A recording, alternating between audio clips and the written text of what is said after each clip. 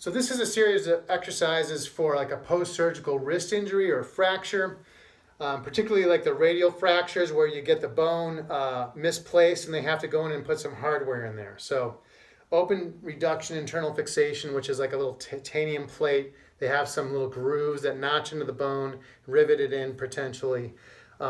Carpal tunnel releases, things of that nature, where you're in an immobilization for a while and you're now in this phase of trying to get out of the splint. So at home, when you're sitting, I don't encourage a splint for those situations. I encourage a lot of movement. So if something's stiff in all directions, including finger grip, finger opening, wrist flexion, wrist extension, deviations laterally, and rotation, those are basically all the factors we want to get going in terms of rehab. So first things first, if it's really sore to the touch and very sensitive, then you're going to massage that sensitivity out of the area where the incision or the scars or the swelling is.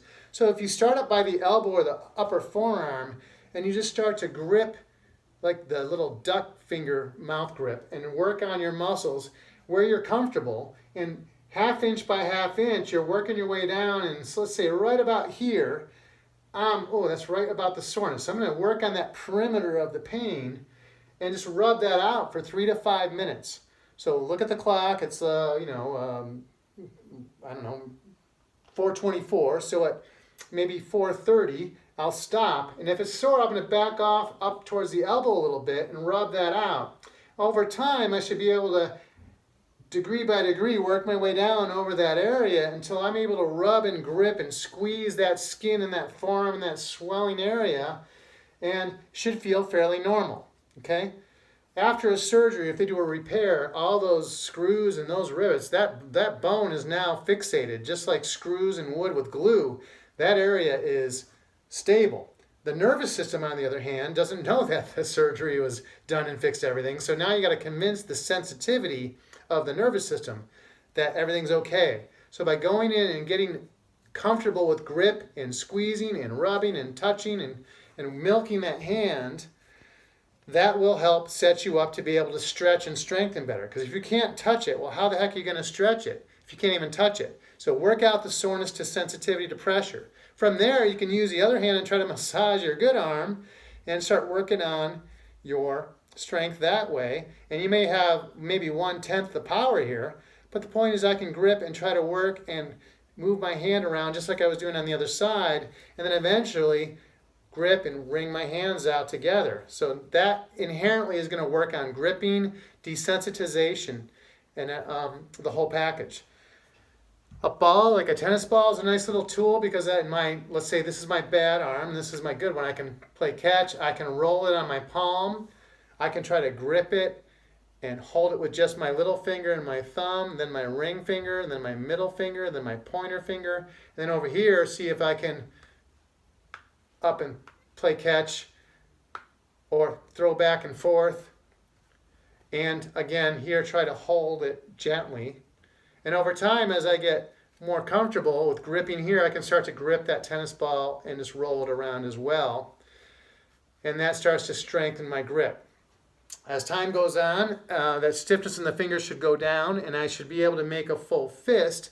So opening and closing the hand in a fist obviously is a good exercise. Or I could just take a face towel and roll it and just try to do an imaginary wringing of the towel this way, and I can go the other way and twist the other way. So little extra, just almost things that you would do normally in a day is gripping and squeezing and wringing, opening jars. Those kind of exercises can be mimicked by taking a towel, trying to hold, and I'm just only doing maybe 1/10 of a jar opening motion, but I'm getting all these muscles working in a functional context. And eventually, that should carry over to me being able to use this post-traumatic situation as a normal prop again. If I want to start trying to get this hand into daily activities, instead of wearing the arm splint, I can take the splint off and use my own hand to act as a splint, very gently, like I'm holding a handshake.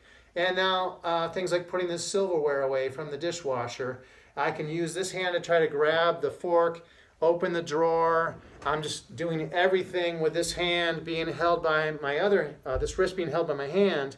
And now I'm protecting it, but I'm also trying to encourage a functional reach, putting things away, putting this towel, maybe even try to see if I can fold this on a countertop and use that as a daily activity. Brushing the teeth maybe with an electric toothbrush, holding the wrist, that vibration through the bone, all that stuff is very stimulating. And this is my natural cast, but it frees me up to reposition my wrist and try to functionally move things around and stretch and strengthen all at the same time.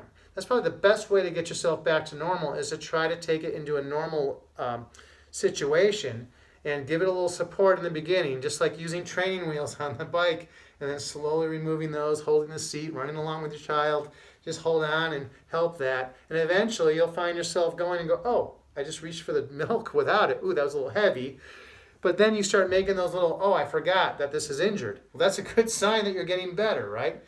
So if you have a surgery with screws and plates, those bones are not coming apart anytime soon. That is fixed. Your nervous system, and yes, there's some final healing that needs to occur with that, but those screws and those rivets are not coming out anytime soon. So at that point, you're no longer dealing with a broken bone. You're dealing with all the things that cut to get that stuff in there to fix the bone. Now all those nerves to open up and get the hardware in, that's the problem, right? So that's where you're needing to recover. If you have a fractured wrist that was in a cast, well, you immobilize it without the surgery, and after 6 to 8 weeks the cast comes off, that bone's ready to roll. Same situation. You can do the same thing we just talked about for that. So in either case, this is a good strategy and a way to go after trying to get that hand back to normal, rather than worrying about every little knuckle. Just, can I functionally make a full fist and open? Well, if that's the case, I can compare it to my other side. If I can go back this far on this wrist, well, I'll at least do the same. If I can go here, well, then my goal is to try to match the other side. I can do the hand praying and stretch my wrist back this way.